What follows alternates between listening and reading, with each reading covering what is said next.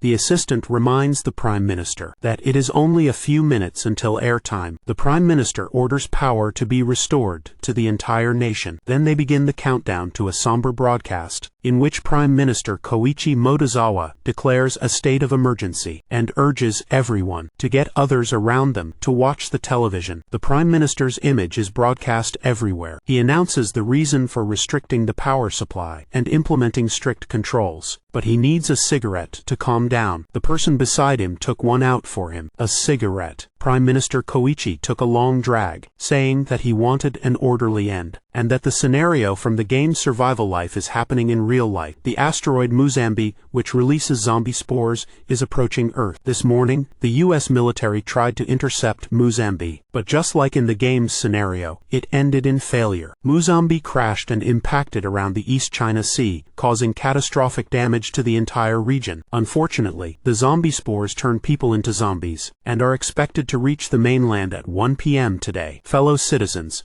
this is an unavoidable situation. Based on the game's setting, the awakened and some special individuals will not turn into zombies. The Prime Minister announced that for them, he had made preparations, such as establishing protective shelters at designated locations, but they will only be opened 1 year from now. Information about early-stage monsters will be distributed via leaflets after the broadcast. Also, considering the Iron Death disease that appears in the game, they will halt all operations of nuclear power plants, chemical factories, and other facilities that could endanger survivors. The Prime Minister then bowed to the people, expressing his respects and wishing everyone peace, and also thanked an anonymous person who had informed them about the apocalypse. Meanwhile, in a dark room, the young man quietly turned off the TV. It looked like he was fully prepared to survive. That's right, he is the last player of the game's Survival Life's Apocalypse world. A few months ago, this group of friends still played together in the game. This clown doesn't want the group to keep losing. By the way, they have already lost 3 matches in a row. This guy criticized the other 2 for playing like idiots, with no strategy. Meanwhile, this guy acknowledged their strength. This remark angered the 2 idiots, who wanted to fight the guy in pink, but the guy in pink dismissed their challenge, giving them a 1-minute head start to farm monsters. As soon as these words were spoken, the 2 idiots immediately dashed off. This is a game set in a post-apocalyptic world, where you fight zombies and monsters in a VR game. Its ridiculously high difficulty became a hot topic everywhere. Large and powerful monsters that can suddenly appear, overwhelming the player's resistance. After a 1-minute challenge, the other guy launches an artillery strike on the boss. By the way, after a year, this is how few players the game has left. It's a flop because it's too difficult. Back to the fight. The archer draws his bow, firing an unprecedented arrow, piercing straight through the monster's head. 2 idiots lay sprawled on the ground, disappointed at losing another bet, and this game was getting more and more boring with no new updates. They started to believe the game would shut down soon. Meanwhile, the blonde guy encouraged his friends to try and enjoy it. They were used to this game, so they were a bit hesitant to play another one. Suddenly, the blonde guy told them to come and look, because someone was chatting in the World Channel. Damn. The whole group got excited. They rushed to guide the newcomer through the first challenges, but just 2 hours later, he gave up because it was too hard. As expected, they really are shutting down soon. I can't understand what the game management is doing. They should lower the difficulty. Suddenly, the guy in pink said he was quitting the game. He simply said, "Good work, see you." The blonde guy thought he would be back tomorrow, but who knew? The 2 idiots looked at each other. Then they both logged out forever. Only the blonde guy remained, reluctant to let go. He played the game alone,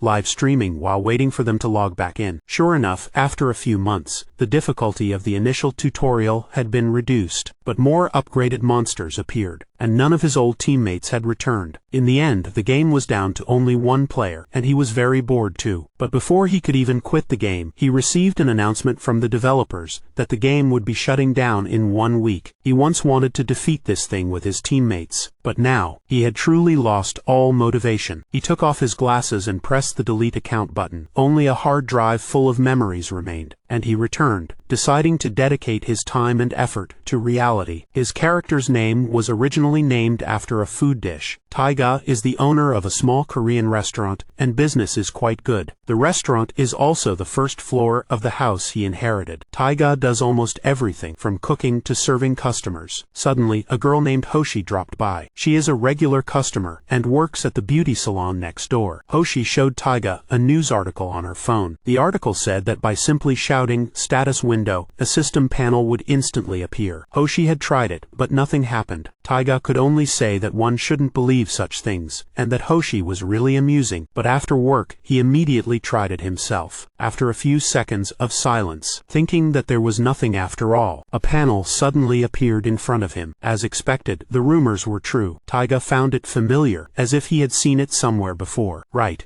it was from the game Survival Life. But that game didn't have a personal dimensional gate access trait. To open this space you just need to say, "Open dimensional gate." Although it sounded a bit weird, Taiga gave it a try. After he said the command, a gate actually opened. Taiga was astonished because it was so similar to the game he had played. No way. If that was the case, he needed to check one more thing. Sure enough, there was an article about an asteroid named Muzambi appearing in the solar system, but it showed no signs of colliding with Earth. Damn it, this matched the game's plot. But Taiga tried to stay calm and not jump to conclusions. His hands trembled, fearing that this was truly related to the game Subara. He decided to go inside, to see if he could find any more clues. The countdown began, 32 days until the apocalypse. But fearing for his life, Taiga found a large ladle. He decided to stick the ladle into that space first. When he pulled it out, he found dirt in the ladle. At least the other side wasn't a maze. So Taiga went to pack his things and prepare a backpack. Standing before the gate, Taiga was still a little hesitant. But when he stepped inside, he was extremely surprised, because this place was a lush green expanse of forests, plants and hills. However, the place was a bit chilly. The phone had no signal. He used a pen to mark the trees to avoid getting lost, then started to look around. This was a vast land, seemingly endless. Suddenly, he saw an animal at the edge of the trees. It wasn't afraid of him, and even leapt over him. It turned out to be a canyon deer. A system panel with information even appeared above its head. Taiga believed that he was no longer on Earth. The deer quickly left, startling Taiga a little. But he had never seen this deer in the game Subara, so it wasn't enough to conclude that this was the world of Subara. He drew his knife. Keep moving forward. He needed to find more solid proof, because if this was truly Subara, it meant the real world was about to face the apocalypse. Quickly, he found a tree that grew sun apples. Holding it in his hand, Taiga took a bite. Unexpectedly, the fruit had a slight stamina recovery effect. His whole body felt re-energized,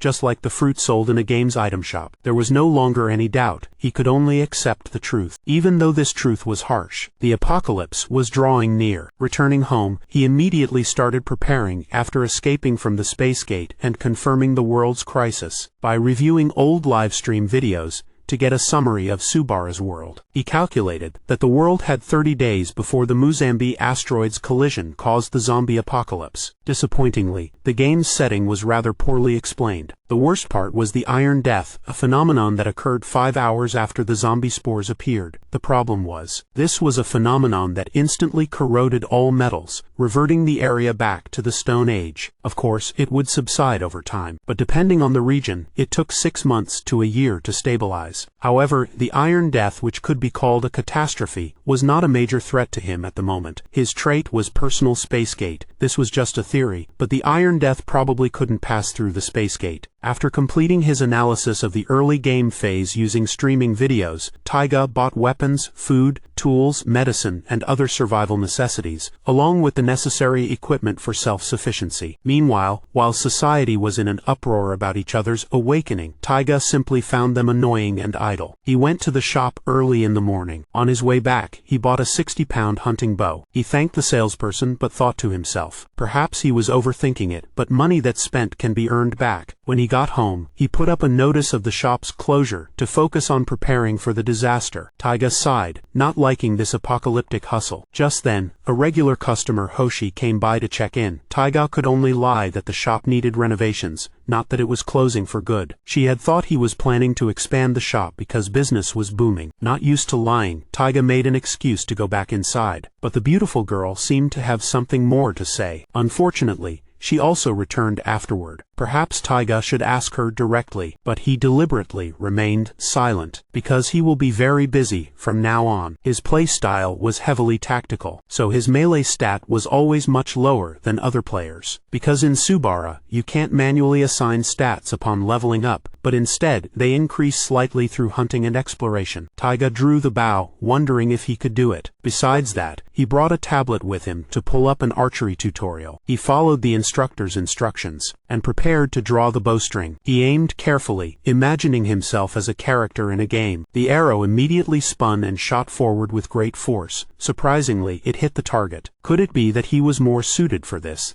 than being a chef? But after drawing the bow 5 times, his hands were scraped and his muscles ached. Alright, this archery practice needs to be done daily. Now, on to the next stage of preparation. First, he needed to determine his own monster-slaying capabilities. Second, prepare a hiding place for the supplies. Of course, until the weapons and supplies he had ordered arrived, he wouldn't consider any reckless actions, such as raiding a monster nest. His cautious approach of preparing before acting was the reason he survived until the end in Subara. He continued on, trying to find a goblin's trail, which was a pile of dung. Goblins live in packs, so a single pile of dung was unusual. By examining the dung, he realized something. This goblin was malnourished, probably driven out of its pack, so he decided to go find it to test his hunting skills. Suddenly, he heard a wolf's howl. Perhaps there was a ravine nearby. As he passed by a creek, he suddenly spotted the lone goblin. It looked just like the one he had seen in the game. How disgusting, by the way. A game like Goblin Monster, a low-ranking species that uses spears and poisonous needles. They have a habit of paralyzing their opponents with paralytic venom and then trampling on them. That is why he chose a bow capable of long-range attacks as his first weapon. This is just an old goblin. Then Taiga tried to stay calm and drew the bow. The sound of the bowstring's release immediately drew attention, but the arrow flew too fast, piercing straight through the monster's arm. It was an imperfect shot. Before he could fire a second time, a rock thrown straight at his hand knocked the bow from Taiga's grasp. Its reflexes were too fast, and being cornered, it wanted to fight head-on. And just like that, both of them drew their melee weapons. Then they charged at each other, fighting to the death. The monster skillfully dodged the attacks. It even launched a precise counterattack, the slash causing Taiga immense pain. Enraged, he pinned the old goblin down. Gripping its neck with one hand, he swung his knife with the other, a fatal stab, directly finishing off the monster. Killing the monster earned him 2 GP, but he was more exhausted than he had expected. Suddenly, he noticed a small pouch. Inside contains oil fruit or guaca powder. If he mixes these two, he will be able to create an ointment. But he needs to bury the monster before its companions see it. But if he leaves the corpse here, it will also turn into a skeleton monster. Down the stream there are 2 red salmon. He then remembered a place. It was the owl bear's territory. Countdown 31 days left before the apocalypse. During a live stream, he was talking to his fans about monsters in the jungle, but his loyal fans complained it was boring. Taiga could only say that he had prepared a lot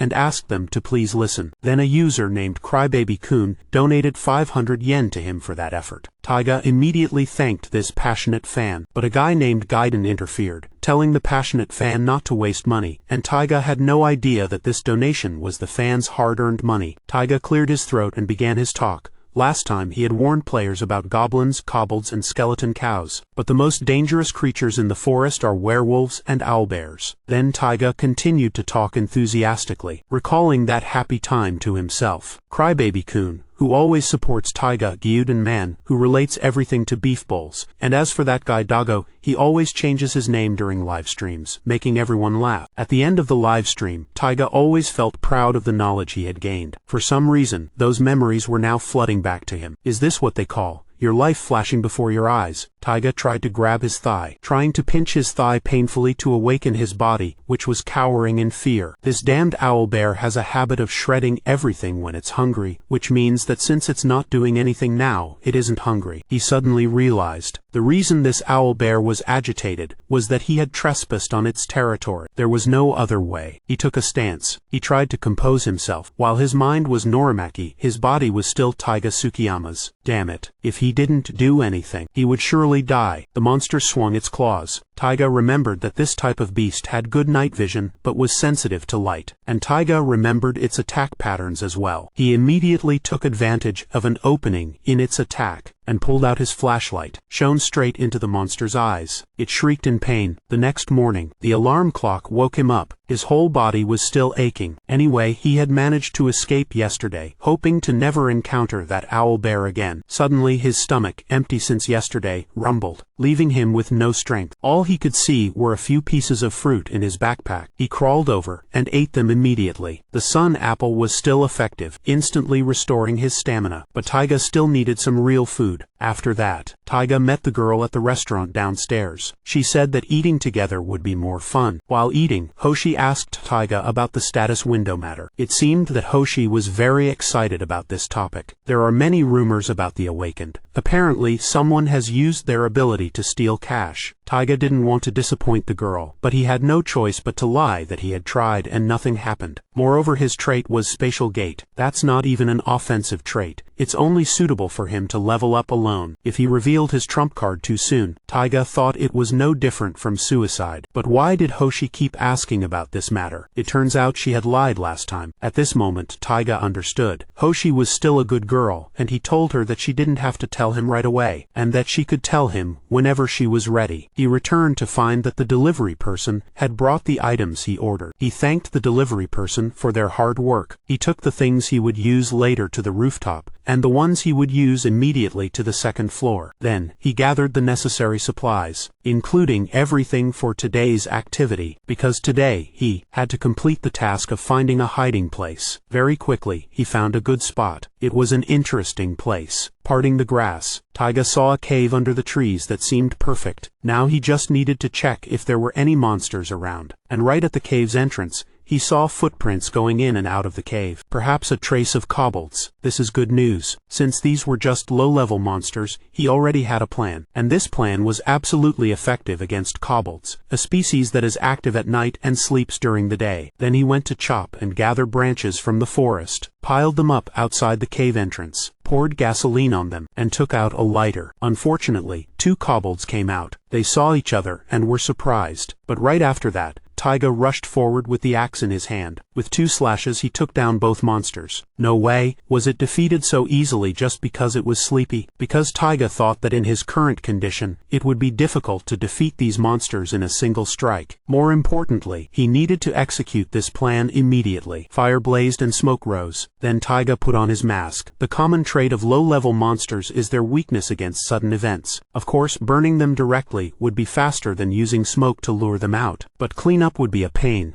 so he wants to avoid that. So the plan I came up with is, weaken them in a confused state, lure them outside, and wipe them out all at once. Kobolds form groups of 7. The dazed monster, its eyes still stinging, was taken down in an instant. The remaining 3 rushed forward. Of course, they were no match for Taiga at all, even though they had the advantage in numbers. He had plenty of defensive measures against them, simple and effective, and in the end, only the trembling leader remained. He did not forget to be grateful for this important shelter. With the job done, Taiga was exhausted from his depleted stamina. This world status board shows that stats decrease with fatigue, and no points are gained upon leveling up. While not a total waste, he still needed to level up to unlock the shop function. Above all, securing a safe location was paramount. Once inside, Taiga was glad that the mission was truly complete. But there's a lot of cleaning to do. 30 days left on the countdown to the end of the world. Taiga began to clean up. The cave was about 15 meters deep, a bit small and particularly stinky. So Taiga cleaned up while cursing the ugly kobolds. After all, he now had a safe space in the other world. This would be a crucial foundation for all future activities. But the cleanup became more and more tiring. Then, he took a water hose from the modern world, pulled it directly through the spatial portal, and sprayed it straight into this stinky cave. The bloodstains were cleaned, but the floor needed to be hardened with cement. He calculated that it would take a few days. In the cave there were also glowing stones and flintstones. Taiga felt very lucky. Since these items were essential for new players in the world of Subara, he would definitely mine them later. The next day, Taiga felt even more tired than the day before. Many wounds of unknown origin also appeared on his body, but he still decided to save the sun apples. Instead, he tried making an ointment to test its effectiveness. He took the oil and guaca powder obtained from the goblin, mixed them in a 1-to-1 ratio, and simply stirred until it solidified. A decent ointment. It heals minor wounds. For someone running a restaurant, this was a piece of cake. Then Taiga applied it to the scratch on his hand, feeling a noticeable effect. Suddenly, he thought that relying on treatment like this wasn't a good sign at all. He needed to raise his stats through training quickly, or he would die before the disaster struck. Then he wished for a gun instead of these crude weapons. Suddenly, Taiga had an idea. He could get guns from the Russian ship accident. However, that incident wasn't part of the main plot of the Subara story, and he wondered if it would actually happen. Then he opened the hard drive again, wanting to check if the current warning signs matched the story's context. If it's a match, he would have a huge advantage based on his knowledge. He went up to the rooftop to prepare for the planned project. Nothing was missing up here. Then Taiga quickly moved the cement to the other side of the gate. When he went down to the first floor to get the supplies, he suddenly ran into her again. Hoshi came over to greet him. Taiga commented that they had been running into each other a lot lately, and Hoshi honestly admitted that she was the one who came proactively every day. Taiga could only give a wry smile, saying he was too busy renovating the shop to have noticed. Hoshi, on the other hand, found it strange that it had been 3 months, yet Taiga hadn't come to her place for a haircut. It was true, he had forgotten about this habit, so Taiga took off his gloves. Deciding to visit Hoshi, he would have this dashing hair of his cut short. Hoshi was a little surprised, but the customer was adamant that short hair was suitable for a fresh start. Alright, in that case, Hoshi would make him look really cool. But Hoshi also quickly noticed that Taiga's shoulders seemed to have gotten broader. Taiga said it was because he had been working out a little. The girl then changed the subject to the status windows that had been appearing for everyone recently, saying that rumors suggested they were related to a survival game, and the condition to awaken was to have played the game at least once. Hearing this, Taiga feigned surprise. Taiga asked her how she knew this information, but before she could answer, a customer arrived. The man who just arrived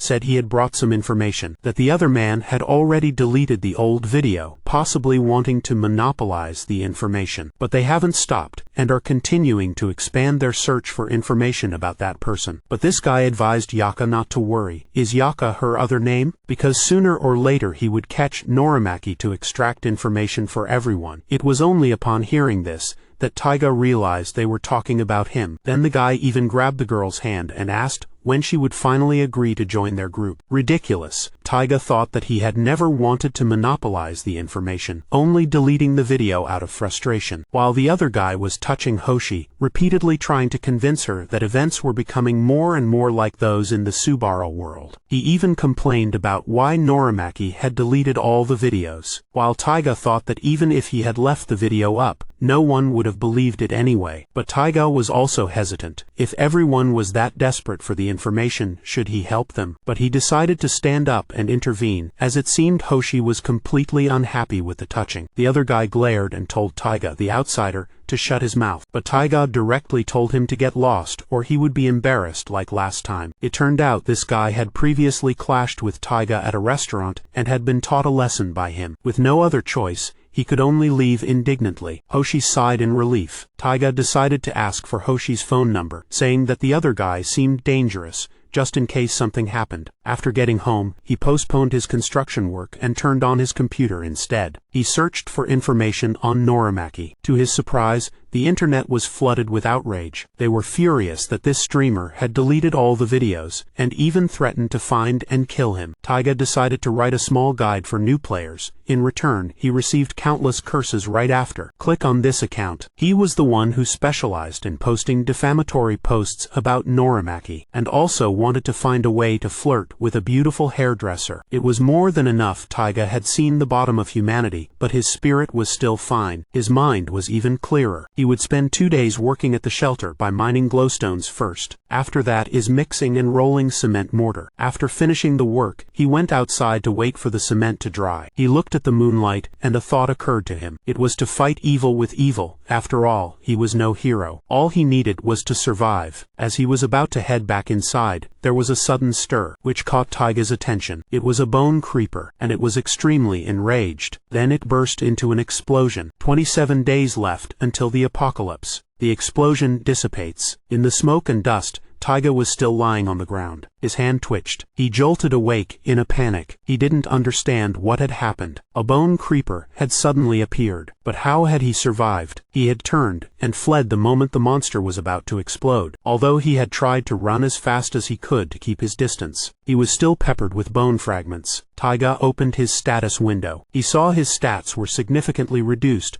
but he had no broken bones, and his internal organs were fine. But to his surprise, he had leveled up. It turned out the credit for the bone creeper's kill was given to him. His head was now a bit dizzy. He then summoned a spatial gate. He laid out healing items on a table. Then, enduring the pain, he pulled out the bone fragments embedded in his body. After that, he applied ointment to the wounds. He then wrapped them with bandages. Finally, exhausted, he collapsed onto the sofa. Taiga knew that if this situation happened again, he would die. So before going to sleep, he tried to check the effectiveness of the first aid. Fortunately, his stats were gradually increasing again. He was very thirsty, so he went to get some water, wondering why the bone creep had appeared. He probably needed to improve his area awareness to better protect himself. In Subara, there are two main ways. The first is to accumulate experience and practice. The second is to obtain items that increase stats. But Subara is a trash game with an extremely high difficulty level. To receive stat-boosting items, you need to defeat higher-ranking monsters or event-related enemies. That time he obtained the wild skill. Higher-level monsters have skills, and you can obtain those skills if you meet the conditions. This skill didn't suit him at all. Wanting to get the item in this situation, Taiga looked up the old video footage. He searched through the storyline, hoping to find some clues. He clicked on the history. After carefully reviewing the background story, he discovered 3 warning signs. The Russian ship incident was the last one, and before that was the hobgoblin. The discovery of an orc corpse at Mount Chiraku was covered up by the government. He deduced that if he had set out earlier, he would have arrived while the orc was still alive. So, he decided to prepare quickly. Suddenly, Hoshi called. Then they arranged to meet at a nearby cafe. Hoshi noticed that Taiga was acting a bit strange, so she asked him if he was okay. This guy looked more than 20 years younger after his haircut, but his expression was dark, and he was wearing a long-sleeved shirt in such hot weather. Hoshi was afraid that he was mad at her because they had run into Nomura at the hair salon last time, which made the haircut take longer, but Taiga denied it. This made Hoshi happy again, but Taiga asserted that he didn't like that guy at all. He bluntly declared that the guy often bullies other people. This surprised Hoshi. She didn't think he was that kind of person, and Taiga told her to be careful. Then, when asked why she invited Taiga out here, she whispered, saying that she was in fact an awakened person. Upon hearing that, Taiga appeared envious. It's just that Hoshi felt bad for lying, so she needed to confess like this. What a good girl. Taiga was grateful to her for sharing the information, and thanks to her, he got to relax a little from the stress of renovating the store. By the way, he also announced that he was learning some survival skills. Back home, Taiga's mood had improved. Then he ordered a drone to scout the forest, and rented a car to use for the remaining time, and went to bed early to stay in shape. The next day, from dawn, he began crafting materials to defeat the orc. Grinding flint into a fine powder required a great deal of patience, because if you hit it too hard, it would ignite. It was the same with this glowing stone. Its sparks were very harmful to the eyes. Finally, he completed the preparations for the orc hunt. He added sugar,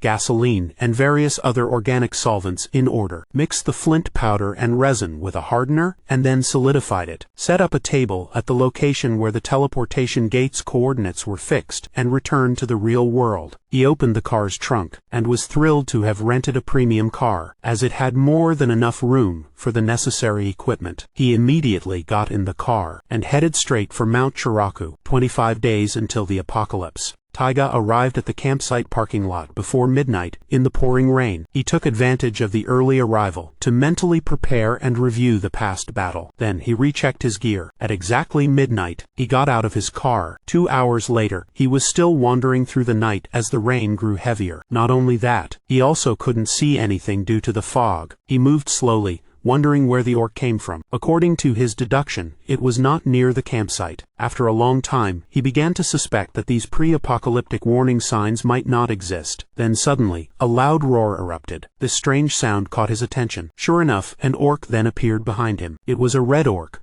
which meant defeating it would guarantee him a skill. Trying to stay calm, Taiga pulled out a flare. He lit it until it flared up brightly, while his other hand reached into the spatial gate. He pulled out another flare, then threw the burning one at the monster. The flare landed right near its feet. The monster glared over, and directly chopped the flare in two with its battle axe. The moment it stopped, Taiga opened the space portal again, then dove in, kicking straight at the monster, while pulling out his last remaining flare. The flare detonated, while the recoil from the dropkick sent Taiga flying back into the space portal. He has 20 seconds while it's blinded to launch the next attack. Taiga charged forward at an incredible speed, dagger in hand, repeatedly stabbing it in the stomach. Just as the monster opened its eyes, filled with fury and pain, it swung its axe, but Taiga ducked and dodged it, and took the chance to land another stab on its right leg. The monster roared and collapsed to its knees. This was also when he took out the red flare, the fire canister, shoved it straight into the monster's mouth. In an instant,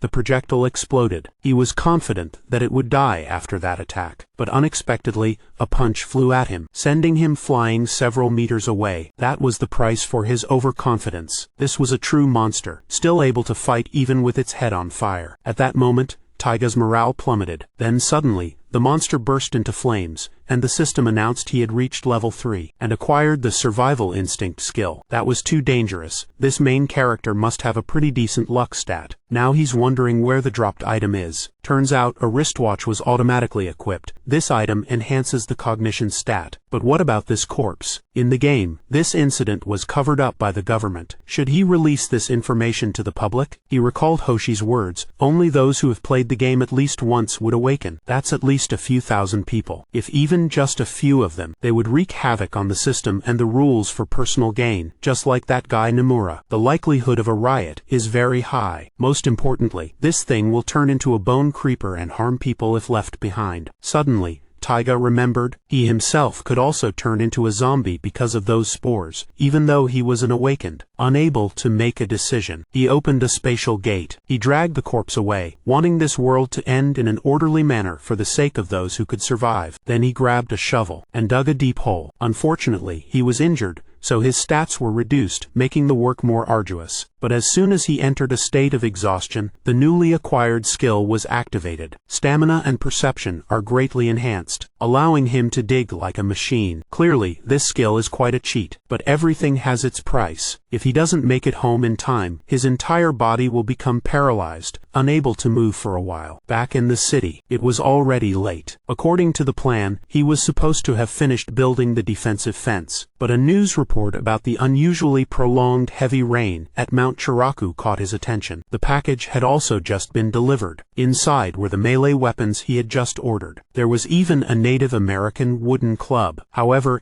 it seemed a few items were missing. It turned out the other items were considered illegal, so they couldn't deliver them. Suddenly, there was a knock on the door. He thought it was the delivery person, but the knocking continued. So he went and opened the door. To his surprise, the person outside was Hoshi. She was carrying a bag and said she wanted to talk. This is a bag of tteokbokki, 24-day countdown to the end of the world. Taiga couldn't believe that Hoshi was right in his house, something he had never imagined. This sight made him blush involuntarily. After finishing setting the food on the table, Hoshi told them they should eat together. Taiga then asked her what she wanted to talk about. It turned out that because Taiga had previously said he would go home to research some survival information about Subara, Hoshi came today to ask him to share it. Taiga got his hopes up for nothing. Did he really think it was a simple Netflix and chill? On second thought, the girl was too innocent. There was no reason for him not to cooperate with her in the apocalypse. After they finished eating, Hoshi went to take out the trash, while Taiga went to get ready. He turned on his computer and accessed a forum. He first explained Iron Death disease, that moving in groups of 6 or more makes you easier to find by zombies. And Monsters and I talked about how important cognition is for survival. Hoshi carefully wrote everything down, so cognition is the most important stat. Next, just as that bastard Nomura said, Norimaki was being heavily criticized. Hoshi then asked why Norimaki didn't share information, and Taiga could only scratch his head. Then Taiga asked back if Hoshi had any other opinions. Hoshi believed that everyone has their own circumstances. By the way, she also mentioned that she had rejected Nomura's invitation to join his team. She showed her phone to Taiga, saying she had already met those people. On it was an audio recording, capturing their despicable plot to kidnap Hoshi. Taiga Taiga was furious, and told Hoshi that when the apocalypse comes, many people will reveal their true nature, so she shouldn't trust anyone. Hoshi asked if that meant she shouldn't even trust him. At that moment, he could only remain silent, because the most important goal right now is for him to reach level 10 to unlock the shop. And there's a problem when partying with Hoshi-san in Subara. The level of the monsters that appear will change based on your own level. So if she went with him, there's a high chance she would die a meaningless death. Taiga could then only humorously say that he could turn into a zombie, while Hoshi stood up and performed a flash step in an instant. It turns out her trait is blink, and she did this to prove that she trusted Taiga unconditionally. So if they both survive, she hopes to team up with him. Now back to making the fence. First, he hammered the stakes into the ground. He then wrapped barbed wire around them once. After securing it firmly, he installed infrared sensors in a few places, and the job was completed perfectly. He was quite satisfied, wishing his dexterity stat would increase by at least 1 point. Now it's time to bring in the luggage. He had everything he needed. Now all that's left is to finish the interior with panel partitions. Suddenly he sneezed. This cold wind feels like November in the real world. So he started thinking about what to prepare if he wanted to stay the night. I can't just leave the shop entrance like that. The work just keeps piling up. So he returned and placed a purchase order at a lumberyard. In the 5 hours until the Iron Death Plague spread, he checked for places to visit to gather items. But someone recognized him. This was Taiki, a gym owner nicknamed the Protein Monster. He asked how Taiga was doing and why he hadn't started working out again. But Taiki was also surprised to see Taiga's chest muscles bulging, just from renovating the shop. By the way, Taiki also brought up the rumors of the apocalypse, that there were zombies and status screens appearing. He curiously asked Taiga if she believed it. Of course, Taiga said it was 50-50. Taiki was different. He had actually witnessed a guy levitating in front of him. If so, what was there to doubt? The sad news was that neither Taiga nor Taiki had awakened. The levitating guy said he would go to a television station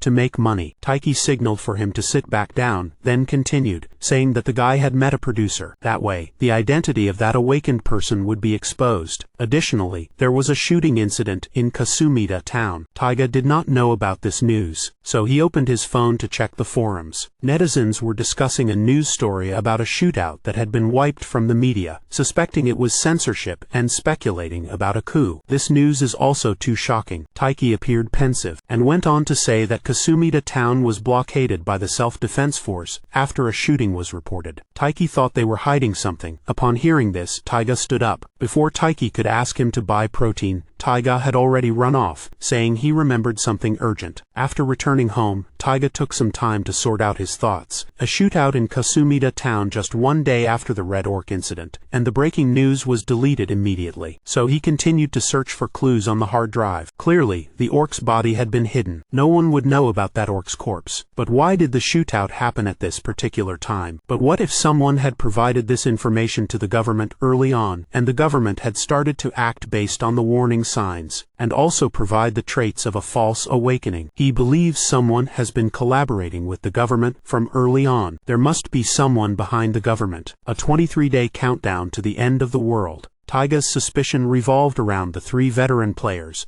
and the creator of this game. After some more thought, he ruled out the game's creator, because instead of being behind the government, it would probably be more accurate to call them the masterminds. If they were behind the government, they certainly wouldn't have let him defeat the orc. Only these 3 guys remained suspicious. Could it be the player with the username Survivor #1? If this guess is correct, then he no longer needs to share information with the government. The more he thought, the more stuck he became. He's just speculating based on character #1's personality. Maybe he's a completely different person in real life. Anyway, he wants to meet those troublemakers again. Revealing the information can't prevent the disaster, but it can make the ending more orderly. 2 days later, his storeroom was filled with food. Now, all that's left is to wait for the generator. He planned to place steel trays here. Then he realized the space was quite narrow. The basement had been waterproofed, but it wasn't completely dry yet. So, further renovations for this place should wait until later. He still had other priorities at the moment. That was to use a drone to scout the area, which was truly as vast as the Amazon rainforest. Taiga felt that his decision to buy this drone was the right one. The danger would be significantly reduced while exploring the forest. In addition, it would help him map the area. As expected, expensive drones were better. He then used the drone to quickly survey the terrain around his shelter, and found a snow snow-capped mountain to the northwest, where the signal started to get interference. To the south there was the sea. There were no sea monsters here, and food was abundant. He explored the canyon to investigate the ecosystem around the hideout. Fortunately, it seemed there were no owlbears. Then he went to the goblin's burial site and discovered the corpse was gone. The owlbear might have eaten it, but it's also possible that the skeleton had turned into a bone creeper. There were many suspicious tracks on the ground. There were also some goblin tracks. The distance from his hideout to here was 15 kilometers. This meant the hideout was likely more dangerous than he had thought. He had the drone return automatically. He only had 4 of them, so he needed to take good care of them. This also confirmed the presence of goblins in the area. On its way back, he also had it survey the forest environment. It was a swamp with wild boars, deer, and rabbits. Overall, he now had a relatively good grasp of the terrain and creatures of this place. His next job was to personally go to each location to collect information. Then, start with the nearest swamp to see if I can cultivate it. Suddenly, a warning appeared on his phone. It was the infrared alarm from the fence. As expected, these goblins are truly reckless. Judging by the footprints, this wasn't the entire group. About 6 to 8 goblins had come here. Then, he determined the direction they were heading. After that, Taiga decided to follow them. Perception has increased, helping him hear sounds clearer than usual. Then he heard a strange sound. It turned out there were 2 goblins arguing. No, it was a group of goblins fighting over food. Taiga decided to launch a surprise attack. He shot an arrow. The arrow flew like a flash, striking the goblin leader square in the forehead. It died instantly. The remaining goblins were stunned, and then screamed in panic. The second goblin was quickly taken down, but this revealed Taiga's location to the remaining ones. As 2 of them got closer, they were immediately met with his axe. He switched his grip, and used a dagger to take down the other one. 4 of them were down. He advanced as 2 goblins threw darts, but this armor rendered their toys useless. They charged forward. They proceeded to surround him. It seemed they had some intelligence, knowing that ranged attacks were ineffective. Then, 4 of them lunged at him simultaneously, but he was prepared. A flare exploded. Immediately after, the entire group of goblins started vomiting on the spot. Seizing the opportunity, while they were debuffed, he cut off 4 heads with a single sword strike, and immediately leveled up to 4. This was his first time trying to attack while they were debuffed and in disarray. As expected, it's effective. 21-day countdown to the end of the world. How strange. The survival instinct, which didn't trigger during combat, was now activating here. His work efficiency instantly increased to that of 3 people. In any case, this activation was not a waste, because it helped him finish burying the dead bodies. Now it's time to check the loot. He found a guaca fruit that restores vitality, so this is what it looked like before being ground into powder. And there were also quite a few oil fruits. He thought that there might be a place to harvest them. And this is the boss's pouch. Surprisingly, inside was a blue frog, and it was still alive. This frog smelled. Then, a green liquid flowed out from the frog. This was the poison that the goblins used to paralyze their enemies. He picked up the helmet, and began to calculate raising this frog and extracting poison from it. It would make his weapons more potent, and greatly increase his chances of winning. Alright, he would call this useful thing Daken. The system immediately announced that the poison frog had been named. Successfully forced a bond with the poison frog due to its sleep state. Daken now belongs to you. He had never seen this forced ownership feature in the game either. Could it have been added when it was applied to the real world? Or, during the final week that he didn't log in, there had been an update? It makes no sense to update the game right before its shutdown, does it? Setting this matter aside for now, he still needed to explore the surroundings more. Taiga continued to move. He then found a crystal clear stream near the shelter. He scooped up a handful of water. It seems to be just normal water, so he carefully noted it down, because if there is water here, drinking water is no longer an issue. But right behind him were the guaca tree and the oil fruit tree, so he managed to harvest quite a lot. As for the oil fruit tree, he left some behind so they could continue to grow. On the way back, he left a trail as usual. It's time to go back. The next day, he carefully put on his protective gear and fed his pet some grasshoppers. Of course, it loved it. Made Taiga very happy, and he praised it. This species can only survive in an 18 to 25 degrees Celsius environment, so if he kept it in the base without a heating device, it would likely die. There were many things to do besides taking care of Daken. Among them, the most time-consuming was making ointment. Taiga wanted to give Hoshi a few jars, but doing so would make him very suspicious. There was a way. That was to give it to Taiki. That night, he comes to see Taiki, and treats him to a delicious drink that Taiki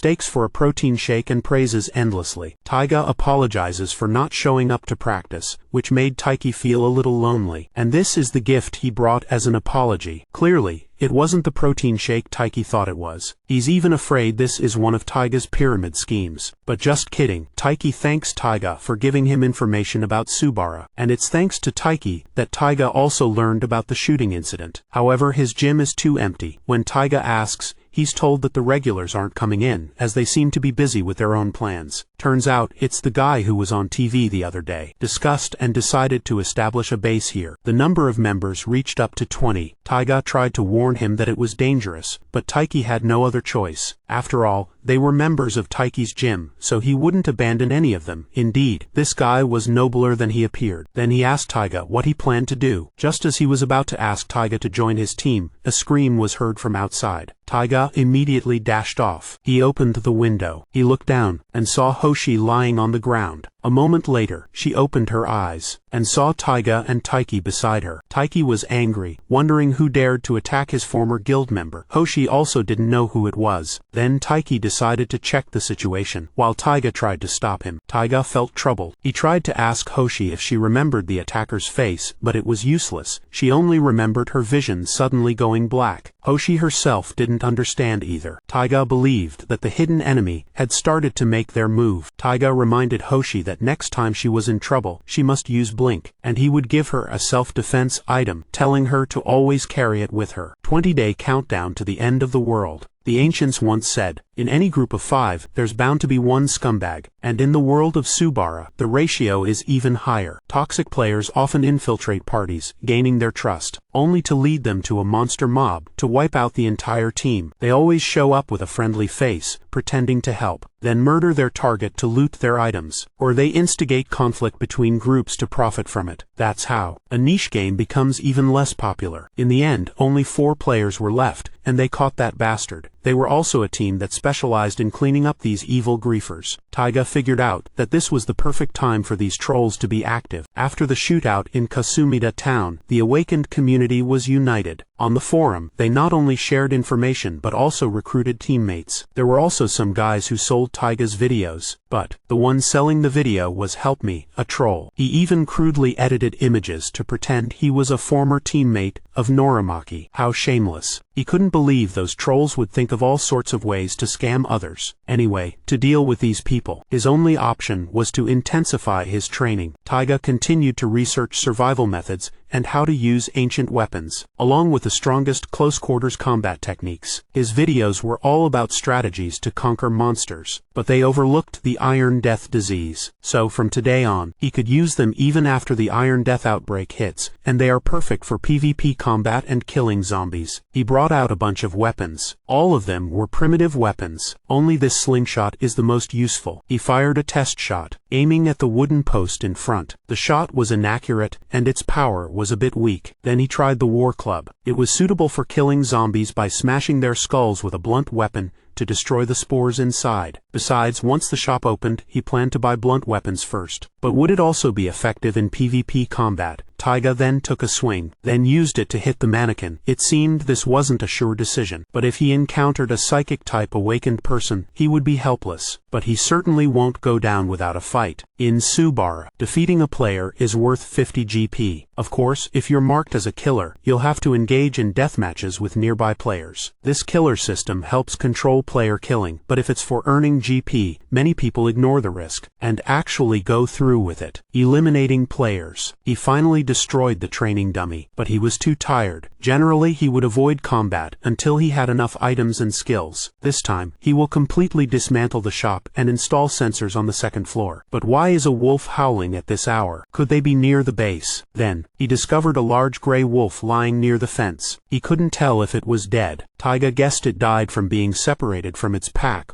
or from an attack. He needed to check the wounds first, but just then, something suddenly lunged at him. It was a wolf cub, Damn it. Is this wolf cub trying to protect its mother? Taiga didn't know what to do. He couldn't take the wolf cub away by force, but he had to bury the mother wolf first anyway. If the gray wolf was a monster, it would become a bone creeper. Otherwise, it would just attract other monsters. After that, he finished digging a large hole. He just sympathized with the wolf cub because it reminded him of his younger self. He also used to have a puppy named Chibi. Having no other choice, he picked the wolf cub up by the scruff of its neck, trying to explain to it that its mother would be laid to rest here, and he would also make a hole in the shop so the wolf cub could visit its mother whenever it wanted. Then Taiga took from his pocket a small piece of meat. In return, it just needed to help him with its sense of smell. How about it? Taiga tempted the wolf cub to follow him. Tempted by the delicious food, the wolf cub immediately wagged its tail in agreement, and from this day on, its name was Dingo. The gray wolf cub was immediately and successfully linked to Taiga by the system. 19-day countdown to the apocalypse. Then he trained Dingo. He instructed it to do a few moves, such as shaking hands and spinning around, sitting down, like this, keeping quiet, staying in one place. Finally, he pulled out a bone. He tossed it up high, and commanded Dingo to catch it. The dog immediately leapt up,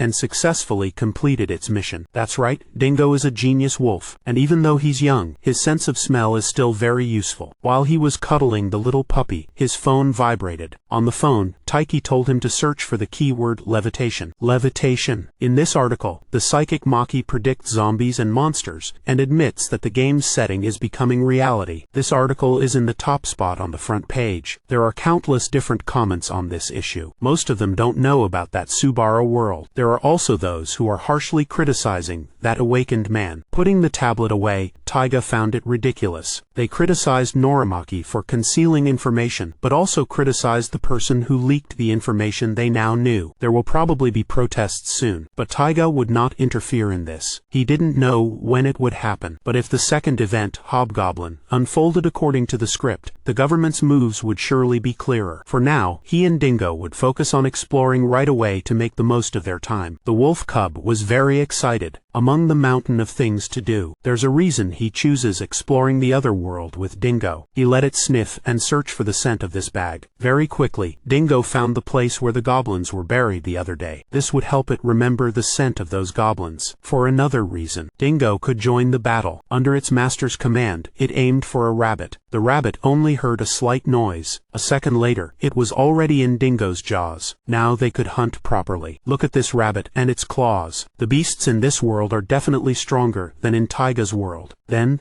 the two of them continued to explore. Taiga wondered if it was possible to quantify Dingo's perception. He decided to test it out. As he was heading to the valley, he received a notification that his vitality had increased by 1. Clearly, the current growth rate was far superior to before. It seemed Dingo had found something. It seemed to have eaten something wrong, and Taiga scolded it for acting on its own. He could only give it some water. This was the thing that was making it uncomfortable, but was also lucky to find chili peppers in this world. He announced a big reward for Dingo, and immediately brought out a shovel to harvest an unexpected crop. Then they went to the stream bank. Taiga asked if Dingo saw any strange signs, so it went near the stream. Taiga wanted it to hunt salmon to develop its skills and satisfy its curiosity. But this fish is really big too, and it was soon caught by Taiga. Now it's time to go home. The next day, the restaurant's dismantling was completed. The construction team wrote him a bill and told him to contact them if there were any issues. This place is completely empty now, making Taiga feel a bit lost and lonely, but he had no other choice. He knew that, if he just left everything, it would all be stolen by the people who didn't turn into zombies. He would have done the same thing himself. Suddenly, someone appeared and said that everyone was acting the same. It was Taiki, who had also sold almost all the gym's equipment yesterday. It turned out Taiki was angry because Taiga had ignored his messages. Seeing his owner get flicked on the forehead, Dingo got angry. While Taiki called the puppy handsome, Taiga asked why he was there. It turned out Taiki had only come to see if he was still alive. Of course, there was another reason. Taiki was worried. The one who attacked Hoshi. Taiki knew him. 17-day countdown to the apocalypse. Then the two of them sat down at the table, each with a bottle of water. They ate dried meat and talked. Taiki showed Taiga the group's hiding place, an abandoned lot at the foot of that mountain. Taiga was also surprised by the information this guy had. It turned out Taiki had been gathering information since the incident of Maki levitating on TV. Maki was a gym member, which is how Taiki also knew that she had met Otoda and his group. However, that group only had inappropriate interests in women, so he refused. After the incident with Hoshi, the female members of the gym now want to leave them. They had been invited to an awakening party. Taiga understood that they had taken the bait. In Taiki's group, many members have left, with only 4 people remaining. The gym owner also understood because, after all, this group only has 2 awakened people. Taiga was a bit disappointed in them, while Taiki was sympathetic, believing that's how everyone's separate paths are created. Taiki was also worried about his daughter, wondering whether he should call his ex-wife. Taiga wanted to ask something, but this friend understood what Taiga was about to ask. He firmly stated that he would kill zombies even if they were once human. Although Taiga has a principle of not harming people, it's necessary to break that principle to eradicate evil. Taiki found it strange that Taiga would ask such a thing. It was really unlike his usual self. But at that moment, a warning alert appeared on the phone, on which a warning signal was recorded. Taiga's face darkened. He told his brother to hold the dog for him. It turned out that Hoshi had pressed the emergency button. Nomura and the bastards in the group were blocking her way, urging Hoshi to come down. Hoshi stated that she had already refused, but they kept bothering her. But this time, they would be more forceful. Itoda,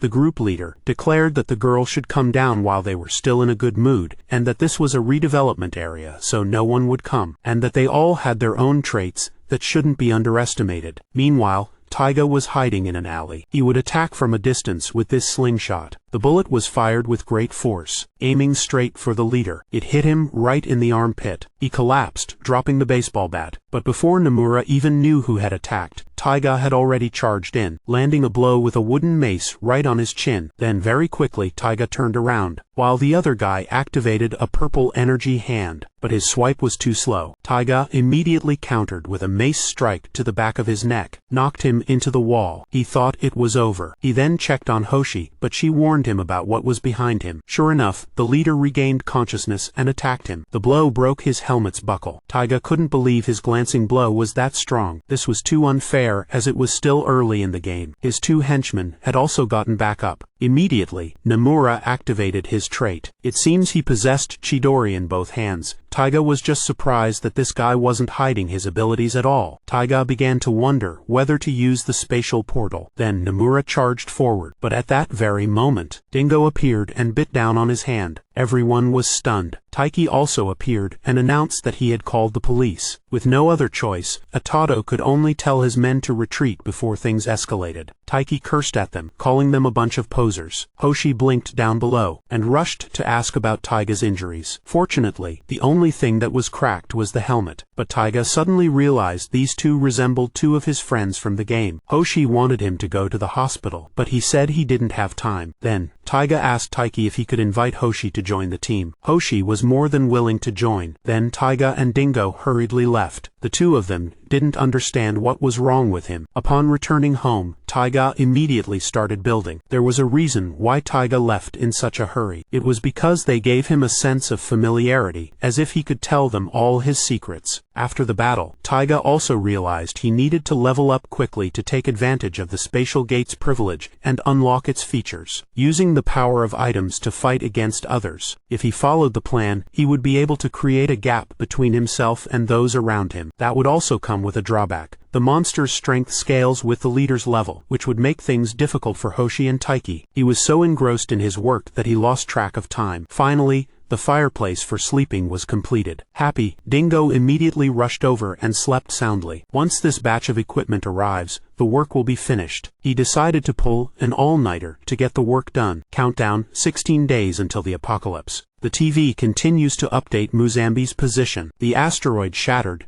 due to Jupiter's gravitational pull, causing a miscalculation, and is being tracked by the HSA. Thomas Chandler confirms that the asteroid Muzambi has split in 2, and poses no threat of crashing into Earth. In the game, before the apocalypse descends, it was supposed to fall right near the Russian ship. That tsunami swept the ship to Japan, and that's how zombies started to appear in this country. At first Taiga felt something was off, but now everything makes sense. After the shooting, Prime Minister Motozawa has not appeared at the official residence for a week. In response, opposition party representatives issued a joint statement to clarify the truth, announcing they have agreed to hold a questioning session for the Prime Minister, because they thought he had some kind of connection with the awakened ones. Taiga believed that this mess on TV was good anyway. The more sensational the media coverage, the less criminals would dare to run rampant. He opened his laptop again to check the community's reaction. They were saying that the end of the world would truly come, and Muzambi was the real threat. Suddenly, he discovered there was a player recruitment post from the My Dream Guild. He was a famous player, known for his kindness to new players, and was the person we had contacted a few times. And he also announced that he had built a shelter, and called for the last 4 players to contact him via G-code to survive together. Aren't the last 4 hardcore players Taiga's group? But he only carefully saved this news report just in case, and had no intention of meeting him yet. Now let's go finish the hideout. After staying up for 2 consecutive nights, he finally finished it. Everything is in perfect order. It helped lift his spirits, even though his whole body wanted to collapse into sleep. But there is one challenge. Using electricity from solar energy is more complicated than he imagined. First, I convert the direct current into an alternating current. It goes through many processes, and finally, it can be used in regular electrical appliances. Taiga nervously tried to charge his phone with the electricity. Sure enough, it worked. He trembled with joy, because he had successfully built the foundation for survival in another world. This was a cause for celebration. He closed the door to the room. Now, he examined what he had dug up from the same spot as the glowing stones. It was a strange mineral, harder and sharper than even a glass bottle. It was emeras. He didn't know how to use it yet, so he just left it in there for now. Then he thought about installing some LED lights here. Suddenly, he heard a noise outside. Dingo was barking loudly. When Taiga ran out, he was also surprised, because the visitors were the pack of maned wolf monsters from Subara. Why are the monsters that live on the plateau here? Could it be that they killed Dingo's mother? Taiga tried to tell Dingo to calm down. If he turned his back to get his weapon, he would be torn to pieces. There's no way to beat them right now. There's only one way, which is to drive the pack leader away, and the rest will leave on their own. Because crest wolves are very cautious. First boss attacks, and after judging it's safe, they have a habit of launching coordinated attacks. Also, wolves naturally dislike strong smells. Fortunately, in his pocket, he have the pepper spray I used on kobolds. He will aim it at the pack leader. But if the scenario changes, he needs to block its attack first. I've got it. He decided to throw the knife at the wolf first. It jumped aside to dodge the attack. Taiga had angered it, so it pounced, aiming straight for him. At that very moment, a portal opened up to block its attack. Then he pulled out a can of pepper spray, spraying it directly at the wolf. The dazed wolf vomited, but it wasn't over yet. Taiga directly stabbed one of its eyes with a knife, then cleanly jumped back, and successfully drove the entire wolf pack away. Damn it, so tired and scared. Dingo immediately ran over, thanking his master with head nuzzles. He promised that he would definitely help it get revenge. 15-day countdown to the apocalypse.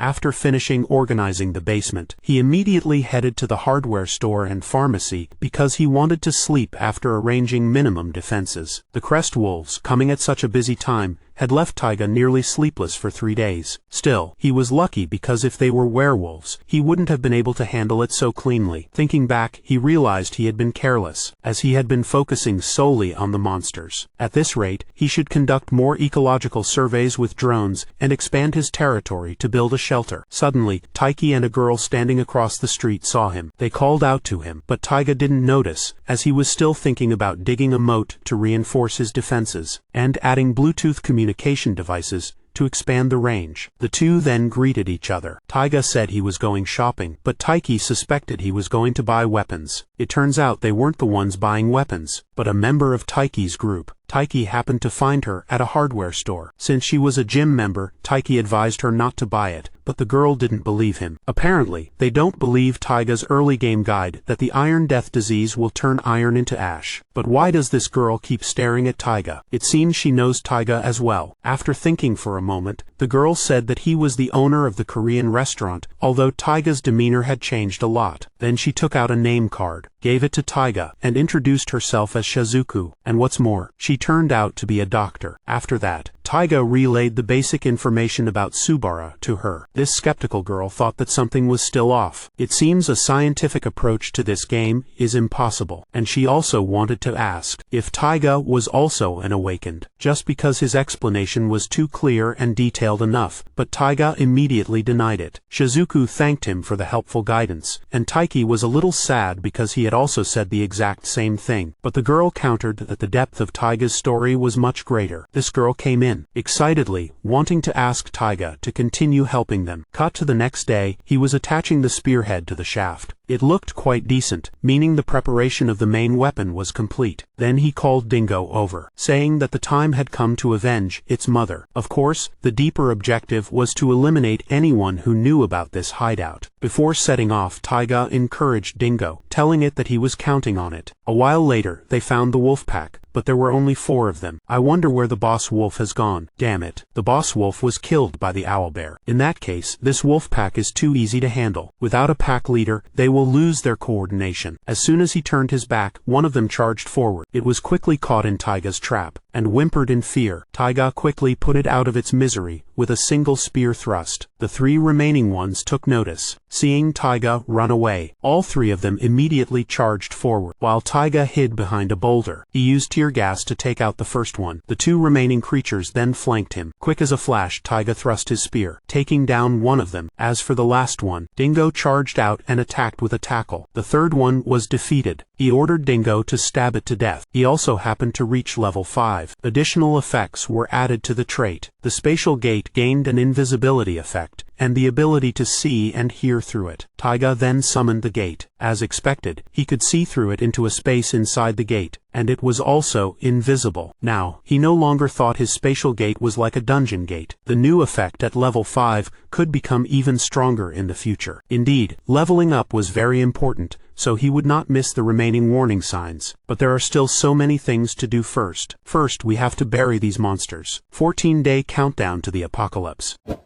2 days have passed since the extermination of the crest wolves. Taiga investigated the surrounding area again. Within a 1-kilometer radius, there were only a few species of animals, but there were no more monsters at all. Going further out to 3 kilometers, Taiga discovered a goblin nest with hobgoblins, so he could not approach it yet. Having confirmed the safety of the area, Taiga would begin his next plan. To turn the hideout into a shelter, he cleared the bushes and trees around the area, and began to level the ground. With Dingo's help, he drew a large circle 30 meters in diameter. Not only did he install barbed wire, but he also dug a 2-meter deep trench. While working, Taiga continuously checked for information from the real world through the space gate. The government announced a plan to conduct an investigation into those who had awakened. Meanwhile, in real life, he gathered materials at a supply store in a remote town, and also bought a professional toolkit at a hardware store. On the way back, he confirmed the Itoda Group's base, and rented a motorcycle to use before Iron Death disease arrives, and a mini excavator he could operate immediately once he learned how. Taiga also injected Dawkins poison into his body daily to build resistance. He was now proficient in using this toxin on his weapons. Suddenly, while scrolling through the news, he saw a news report stating that the player, Survivor Number 1, had joined the My Dream Guild. This was followed by the shooting incident in Kasumida town and the government's censorship. Taiga suspected a connection between the Prime Minister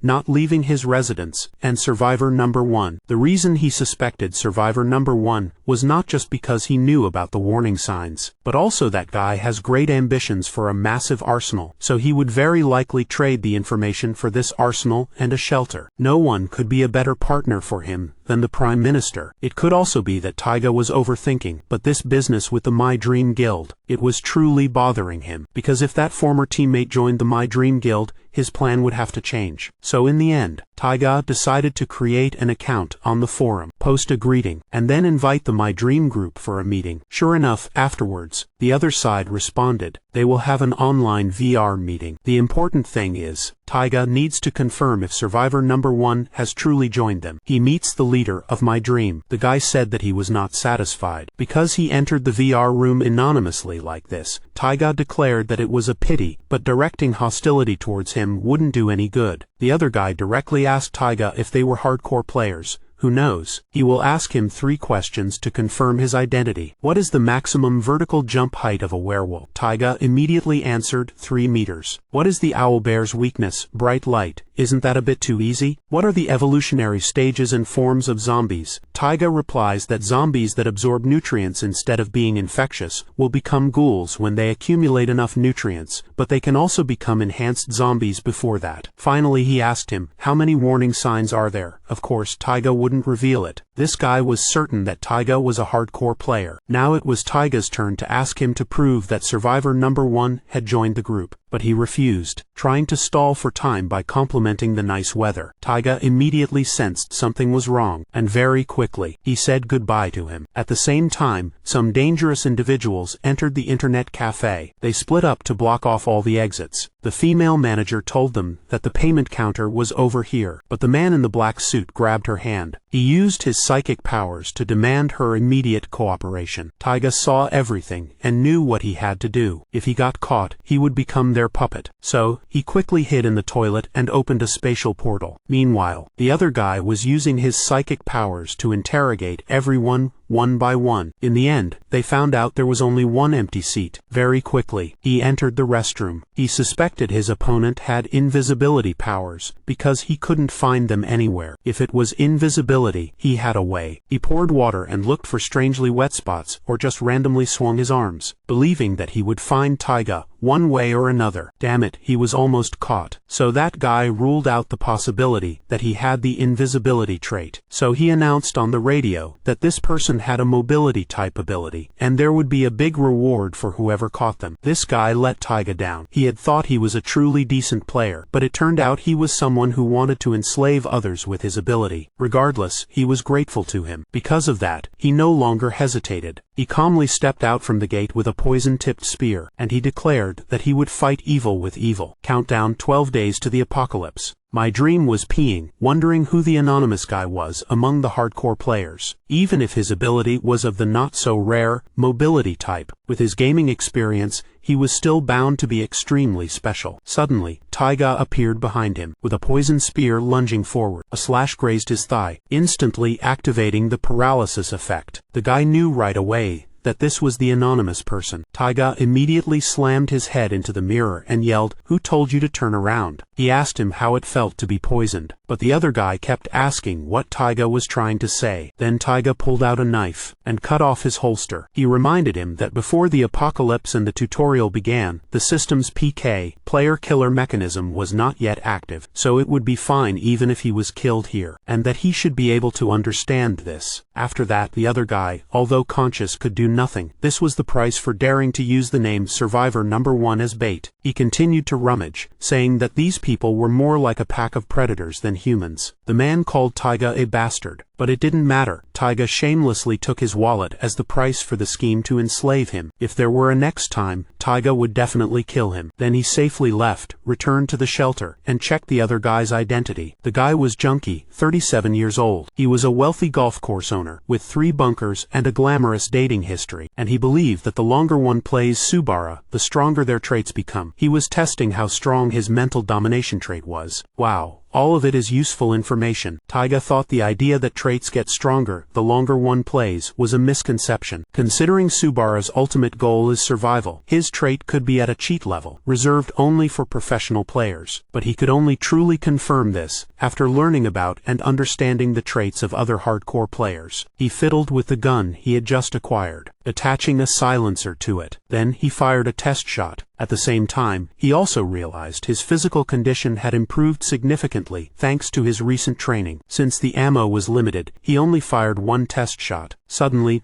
multiple warning alerts went off. He was curious about what they were. On the computer screen, multiple news reports were about monsters, including an ogre that appeared at Otoji Mountain, and this was the second warning sign. After that, he drove off. It was 10:30 p.m. and the journey was quite far. He also didn't understand why it had to be the distant Otoji Mountain. Then, a report came in on his phone that someone had seen goblins at Kozen Dam. Taiga decided to speed up. A while later, he arrived. Together with Dingo, they would search for the goblins first. Instead of heading to Kozan, he would go to the mountain opposite it, because Kozan might already have been sealed off. Secondly, Taiga guessed that the goblins active during the day would create a temporary nest under the command of a hobgoblin. He asked Dingo if he could smell the goblin's scent yet. Sure enough, soon after, Dingo caught the scent, hurriedly led Taiga away, burst out of the dense foliage. Both of them froze, because in front of them was a battlefield with people lying motionless. This police officer seemed to have been poisoned, but luckily he was still alive. The other wounds were not too serious, but their guns had been taken. He then placed them in the most comfortable position and assured them they would be fine in 30 minutes. Now he goes to check the goblins. They have bullet wounds, so those police officers must have been armed. The question is, who shot them? Could it be a golden goblin in the group? Then he has to be faster. He then borrows a police officer's phone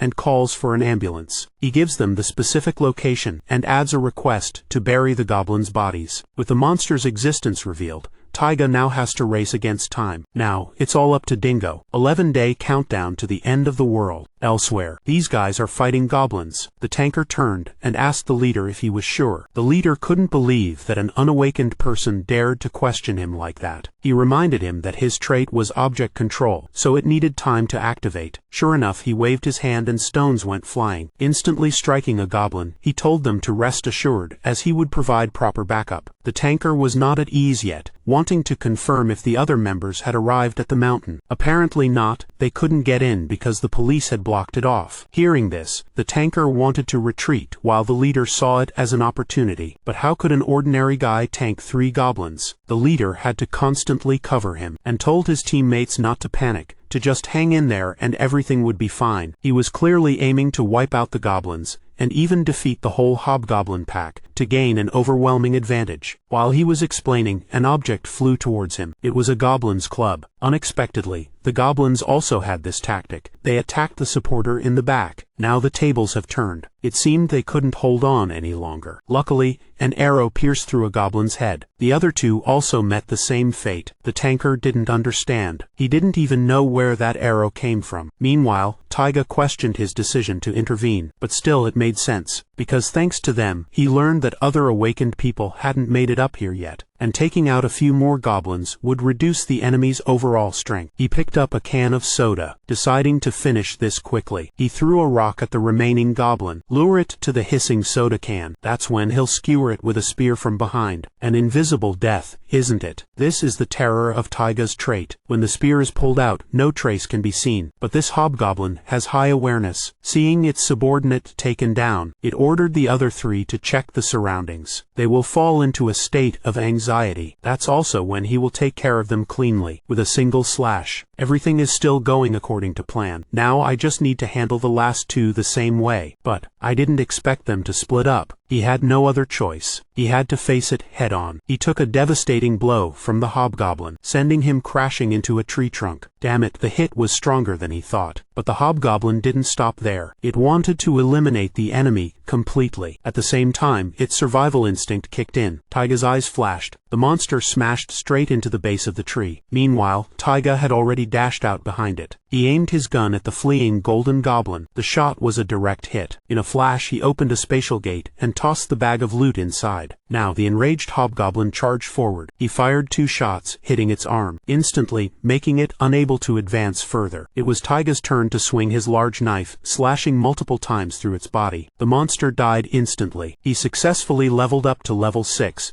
and obtained the skill Terrain Sensing, a skill that allows one to act by instinctively perceiving the terrain in sight. Taiga is indeed lucky. He also looted Dexterity +2 gloves. How convenient. His loot automatically turns into items. Now that he had gotten what he wanted, and the group of explorers was also arriving, but he still decided to stay. Hideout. The next day, Taiga was unconscious from his wounds. He had lost a day. Also, because of the side effects of his survival instinct, he told himself to limit activating it as much as possible. For now, Taiga will check his loot first. 9 days countdown until the apocalypse. As expected, the Golden Goblin is really different. The revolver is good too, but this dagger is much more terrifying. It's made of mithril, so it will never rust or change. To think that a mere goblin possessed such a valuable item. Upon closer inspection, the dagger's surface is still a bit rough. But how did the goblins get their hands on metal weapons? Could it be that they have a mutant species? Damn it, Taiga felt his imagination was getting carried away. He decided to continue checking the remaining pouches. Unexpectedly, he found dark grapes, which improve vision in the dark. That explains why the goblins can be active at night. Finally, he checked his status window, and was happy to realize his growth rate was much faster than in the game. Now that all his tasks were done, he was about to check the area around the base, when he received a message from 3 friends, 2 of whom were beautiful girls. But the fool decided to go to Taiki's gym first. As soon as he arrived at the gym, Taiki and Hoshi welcomed him with smiles. But today, they have 2 more people. The man introduced himself as Shota, and the girl was Miku. Taiga calculated that Heiki's group now had 5 people, but he said that 1 more person was out shopping at the camping supply store. Hoshi said that the store was nearby and had only been open for a month. Taiki asked Taiga if he had seen yesterday's news broadcast. Taiga confirmed that he had seen it. A doctor who dissected the goblin from Mount Otoji had warned everyone about the apocalypse. After that, Prime Minister Motozawa convened a security meeting, announcing that they would seek survival and hold hearings with the awakened people. Taiki asked Taiga what he planned to do next, because Taiki's group was in great need of advice from a knowledgeable person like Taiga. Shota had said from the beginning that GP could only be earned from the goblins, and declared there was no need to ask him such a foolish question. Even if the awakened defeated the goblins, they would only gain a few levels, so Shota wanted them to just continue restocking supplies as usual. Taiga was about to reprimand Shota for his harsh attitude, but Shota shut him down by asking if he had ever played Survival Life, and Taiga could only suggest consulting the community. Shota dismissed this, telling him not to put too much faith in the community. Miku then asked what the difference was between a person infected with zombie spores and a regular person. Were there any conditions that determined if they would be infected or immune? This in-depth question flustered Shota, who blurted out that people in contact with an awakened person would be safer, and he tried to convince everyone by saying that he himself was awakened and connected to the system, so anyone near him would be safe from the virus. Clearly, Taiki found this unconvincing, while Miku joyfully grabbed Shota's hand. Hoshi wanted to ask that guy how he managed to pass the super difficult game tutorial, but the guy didn't hear the question. Instead, he was still showing off to Miku, and Taiga couldn't understand what he was up to. There was no proof that the awakened were safe from the zombie spores. This was the problem. It turned out Taiki had called him here because he didn't trust this guy. But what could Taiga do to help? He wanted to leave. He said he had some plans and would contact them later. Before the Iron Death Plague arrived, he had modified the item collection locations, adding specialized camping equipment stores and removing convenience stores. On his way back, he ran into Shizuku, who was waiting for him, and said she wanted to give him something. It was a box containing painkillers and antibiotics that couldn't be bought without a prescription. This was very rare for an ordinary person to obtain. Shizuku also left her home address in the box,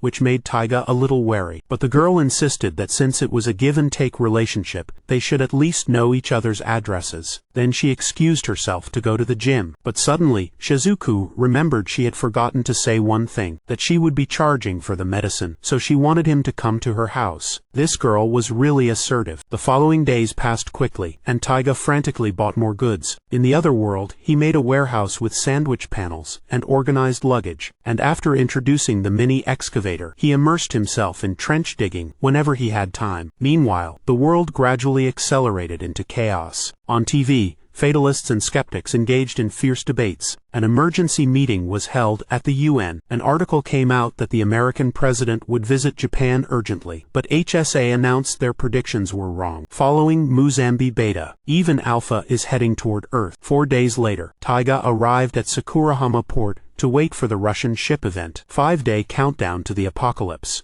After confirming there was no one at the port, he went into an abandoned building by the sea to prepare. The reason he came here, despite the risk of turning into a zombie, was to get the guns on the Russian ship. Zombie spores are a highly infectious pathogen, so it was unavoidable anyway. For someone like him with no family, there wasn't much difference between turning into a zombie now or in 5 days. Of course, Taiga always had the option to live with Dingo in the afterlife. But what meaning would a life like that have? That being said, he had no intention of dying. It's just that the choice he made was different from everyone else's. High risk, high reward. Taiga took out his phone to recheck the game's patch notes. It said the early game difficulty had been reduced, but was vague, stating that the zombies' HP and tracking ability were lowered. In the early phase, the GP gained from zombies was increased. He suspected that the admin increasing the GP was a sign of the apocalypse, and right after that, his eyes widened, because a news report had confirmed that the Muzambi Beta meteor had fallen. The Russian ship faintly appeared off the coast. It was drifting ashore at a very high speed, as if it had lost control and was lurching. He used a scope to take another look. Even if the ship is intact, the zombie spores have certainly infected it. It was time for him to move. He grabbed the motorboat, pushed it quickly, then both he and the boat plunged down from above, determined to get things done. Upon arrival, he secured the motorboat to the large ship. Look, the ship already showed traces of zombie spores on its side. Taiga didn't feel any tension this time, but he still needed to double-check. This was too lucky. Just as he got on the train, Taiga saw two zombies. He deliberately attracted their attention and decided to deal with them with his ancient gear. These zombies from Subara were a bit special. They didn't spread viruses to people, but only saw everything as food. The more nutrients they absorbed, the stronger they became. Taiga pushed one zombie with his shield. His other hand swung up, unleashing a powerful mace swing. But have these things been nerfed too much? According to his memory, an iron weapon couldn't kill them in one hit. Still, he told himself to be careful, to avoid what happened with the orc. After all, it's very humiliating for a hardcore gamer to make the same mistake twice. Taiga went inside, and saw the room was swarming with too many zombies. He would deal with the ones in the hallway first. It was as simple as that, and he earned a lot of GP. Then he headed for the cockpit. But then he heard the sound of gunfire. Could it be that an unawakened person still had a chance of survival if they were lucky? Taiga quickly decided to save them, to see if he could get any more information. It was too late. The guy had taken his own life with a photo in his hand. Then he pulled the body out. Thanks for everything. Well, when the world ends, things like this will probably happen all the time. Taiga quickly left, got into the boat, and cut the rope. To his surprise, someone else was also steering a boat over. Damn it. The two of them slid past each other without saying a word. Taiga realized that the guy was also here to loot items. After all, everyone has to struggle to survive. On the morning of the 5th day, the morning news said that today, after zombies appeared at Sakurahama port, parliament members, backed by public opinion, had strongly demanded the government arrest the developer of Survival Life as soon as possible, even if it meant deploying the self-defense forces and the police. Prime Minister Motozawa took a series of decisive actions in response to the zombie outbreak. Clearly, he was thinking the same thing as Taiga. Finally, Taiga picked up the phone and called the government, wanting to give them some useful information. As soon as someone answered, Taiga confirmed that he knew exactly when the apocalypse began. To avoid confusion, Taiga stated that the hobgoblin's shoulder had a gunshot wound, didn't it? The other person immediately realized that Taiga knew too much about the hobgoblin and asked who he was. Instead, he only said it once. The exact date and time of the apocalypse is July 20th at 1 p.m., and a package will arrive for them today. He told them to use it effectively and wished them luck. 4 days until the apocalypse. Prime Minister Motozawa's decisiveness was impressive, while the people were bewildered, as the self-defense forces were deployed to shut down electricity and the internet. And then on TV, the government instructed the public to stockpile food and water, and not to go outside for 4 days. Those who were outside were to return home immediately. Taiga hadn't expected things to unfold so drastically. This made Taiga slightly regret not acting sooner. However, even if he had acted sooner, he couldn't have prevented the disaster. He couldn't allow himself to forget his resolve from that day, and that trying to be a hero was futile. Forbidden from going outside,